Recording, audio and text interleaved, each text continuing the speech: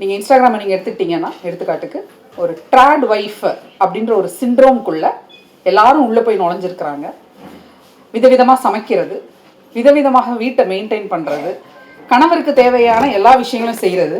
இது எல்லாமே பெண்கள் தங்களுடைய வெளியை, அதாவது ஒரு மிகப்பெரிய வெளி இங்கே நமக்கு திறந்து விட்டுருக்காங்க. ஒரு பெரிய போராட்டம் இங்கே நடந்திருக்கு. தந்தை பெரியார் அந்த போராட்டத்துடைய தூணாக நின்றிருக்கிறாரு. அதன் மூலமாக நமக்கு கிடைத்த அத்தனை விடுதலைகளையும் ஒவ்வொன்றாக நம்ம தொழில்நுட்பத்திற்கு எழுந்து கொண்டிருக்கிறோம் அப்படிங்கிறது தான் இன்னைக்கு இருக்கக்கூடிய சூழல். ஏன்னா குறிப்பாக இளம் தலைமுறையை சேர்ந்த பெண்கள், அவங்களுக்கு இந்த தெளிவு, அரசியல் தெளிவு, நம்ம சமூகத்தை எப்படி பார்க்கணுங்கிற அந்த தெளிவு, அது எதுவுமே இல்லாமல் எல்லாருமே ஒரு இன்ஃப்ளூயன்சர் மோடுக்குள்ளே போயிடுறோம். நம்ம இன்ஃப்ளூயன்ஸ் ஆகிடுறோம்.